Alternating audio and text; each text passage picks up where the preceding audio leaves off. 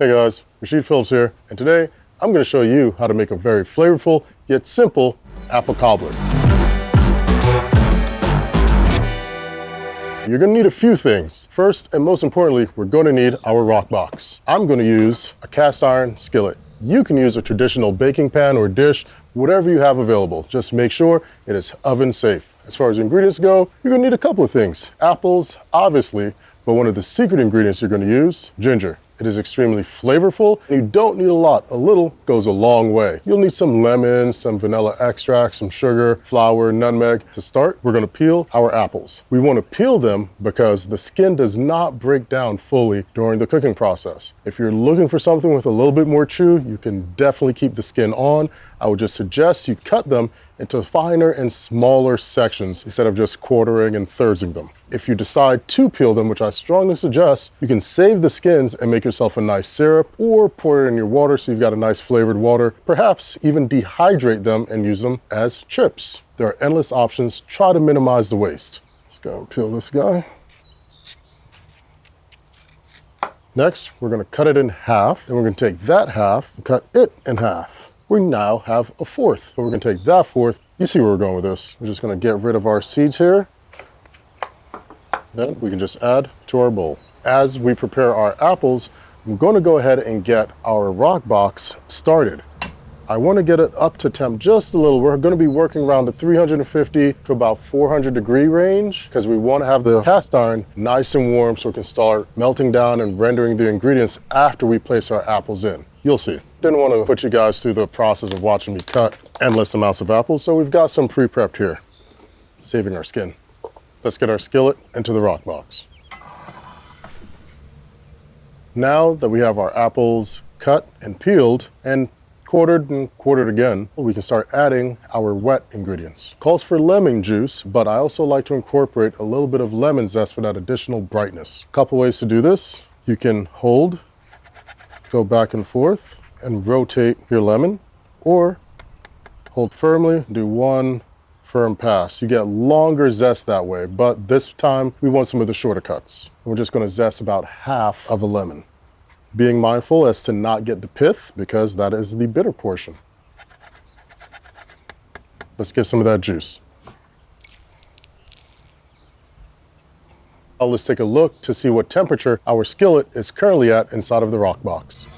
Right on, we're hovering right in our 350 to 375 zone. Let's add in our 3/4 cups of water, ground cinnamon, nutmeg. This is one of those spices that always reminds me of home. And of course, brown sugar. Now, it's time to add our secret ingredient, ginger. As I mentioned before, a little goes a long way. I'm just going to take the back of our knife and just scrape off a bit of the skin. Now, skin never hurt anybody, and this skin is thin enough to where it would actually render, but we're just going to pull it off anyway. There we go. Perfect. And we're just going to put a little bit in. Keep in mind, ginger is very fibrous, builds up. And when we're done, should end up with a little bit of a paste like this, which is just fine. That's exactly what we're looking for. And make sure to clean off the back because sometimes a lot of the good stuff gets caught there. Now, let's mix all of this and incorporate those amazing flavors. Now that we have our apples coated with our water, our brown sugar, our lemon zest, lemon juice, and all the other ingredients, we can place it into our skillet.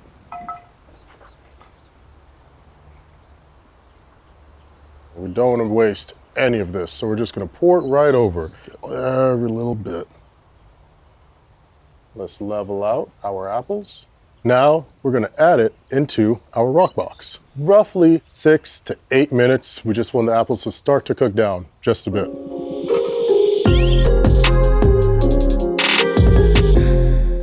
Now that we have our apples in our Roccbox simmering, breaking down the sugars, the starches, rendering and getting nice and tender, you know it's time to add the batter when the apples are breaking down and they're soft to the touch. So let's go ahead and remove them from our Roccbox and start working on our batter. For the batter, we're just going to use our remaining ingredients. Put in our flour, now our sugar, baking soda, salt, pinch more cinnamon, pinch more nutmeg. Let's whisk that all together first and get it all evenly incorporated.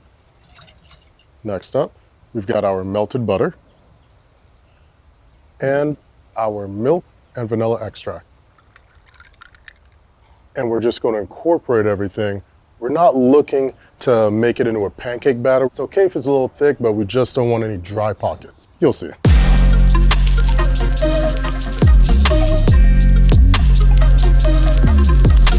As you can see, we've just continued to fold it right onto itself here.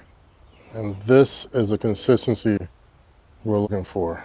If we feel as though we have any flour pockets, just go through it and they will reveal itself.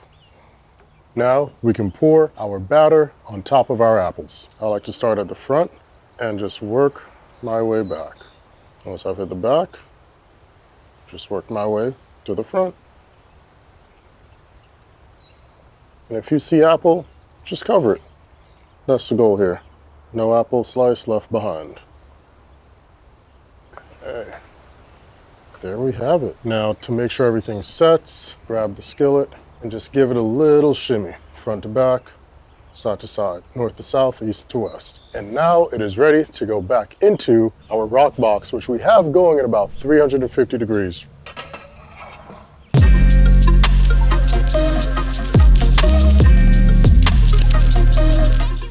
We've got our cobbler here. It smells absolutely amazing. You can definitely smell the aroma of the lemon, that butter, and that ginger, just subtle. Can't wait to dive in. Our sugar has caramelized, so it's giving us this beautiful color. And we've got those little extra caramelized sugar pockets from the brown sugar we put in that. That's exactly what we want. Enough talking. Let's get into it. Look at that.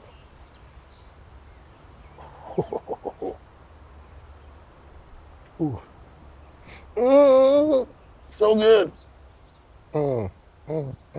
Cobbler! Now, this is going to be delicious as it is, but guys, you had to have seen it come, don't you? Little shimmy, shimmy, shake and shake right here. Pop the top. Oh yeah. Time to bite in.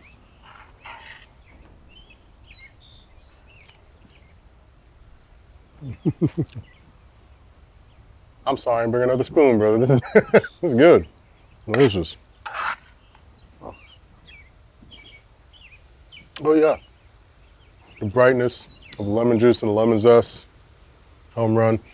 And just that little bit of something different with the ginger in there. Can't miss. Can't miss. This is perfect for gatherings, get-togethers, or if you're looking for a midweek dessert. I want to try something new. For recipes like this and more, make sure to visit Gozney.com and like, subscribe to the YouTube page. Tons of amazing dishes there. None as good as this though. I'll say what I said.